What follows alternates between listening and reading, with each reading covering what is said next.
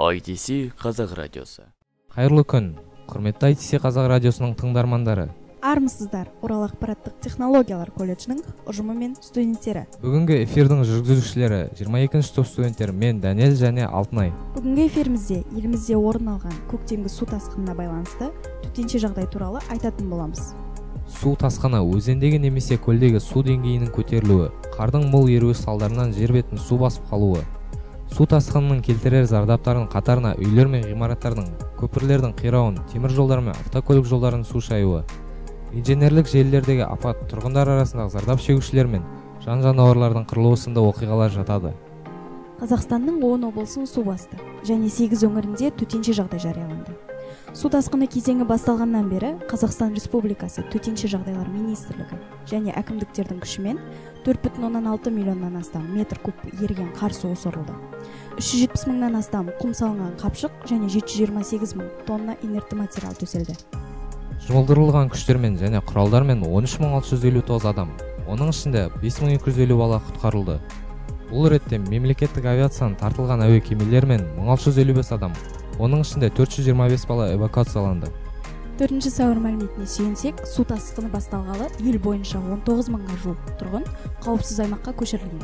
Батыс Қазақстан облысы әкімдігінің мәліметінше, өңірде 26 наурыздан бастап Бөрлі ауданында Ақсу, Кеңтөбе, Қарағанды, Пугачев, Қаратөбеде, Қоржын, Шалғын, Теректіде, Аңқаты, Подстепное, Сырымда, Жымпиты, Бұлдырты, Өлеңті ауылдарын су басты. Жергілікті атқарушы органдар халықпен байланыс орнатып, тұрғындарды қауіпсіз жерге көшіріп, қажетті азық-түлік және дәрі-дәрмек қорларын құрған. Білім беру мекемелерінде эвакуациялық пункттері жасақталуда. Соның ішінде колледжімізде 50 орын дайындалды. Үш өзеннің ортасында тұрған Орал қаласының су басу қаупі бар. Жайықтың мұзы еріп үлгермей, ернеуіне су жетті. Қазіргі деңгейі 584 см. Жайықтың суы биыл қауіпті деңгей 850 см-ге жетеді деп болжанып отыр. Мұндай күрт су тасуы соңғы рет 1994 жылы болған. Қала іргесіндегі саяжайларда 5000 тұрғын жай бар. Онда 20 мың адам тұрады. Қазір Деркөл, Шаған өзендері тасып, саяжай аумағы және ет комбинаты шағын ауданындағы бірнеше бау-бақша серіктестігінің тұрғындары қауіпсіз жерге көшірілді. 4 сәуір күні президентіміз Қасым-Жомарт Тоқаев Батыс Қазақстан облысына жұмыс сапарымен келді. Сапар барысында өңірдің су басқан аумақтарын аралап, эвакуацияланған тұрғындармен кездесті. Сондай-ақ өңірімізге жұмыс сапарымен келген Қазақстан Республикасы парламенті Сенатының депутаты Арман Өтеғұлов пен Мәжіліс депутаты Абзал Құспан облыс орталығындағы эвакуациялық пункттердің жұмысымен танысып, ондағы тұрғындармен кездесіп, жағдайларын білді. Батыс Қазақстан облысында жағдай күрделі және қатаң бақылауда. Ресейдегі Ирекла су қоймасының су тасуы секундына 790 текше метрді құрап, екпінді ағын жайықтың жағасына біртіндеп жайылып барады. Өңірімізде су тасқынының салдарын жою және апаттық құтқару жұмыстары жалғасуда.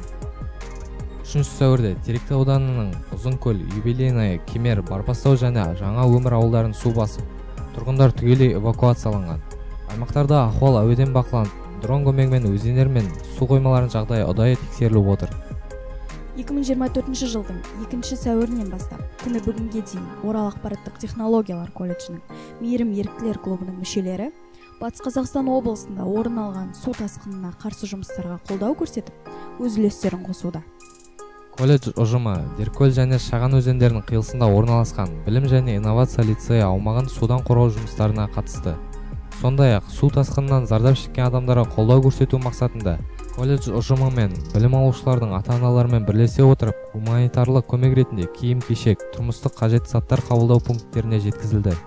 Батыс Қазақстан облысы білім басқарма басшысы Мыңбаева Айгүл Әділгереевна облыс көлемінде орын алған су тасқыны төтенше жағдай жұмысын оңтайландыру мақсатында штаб құрды.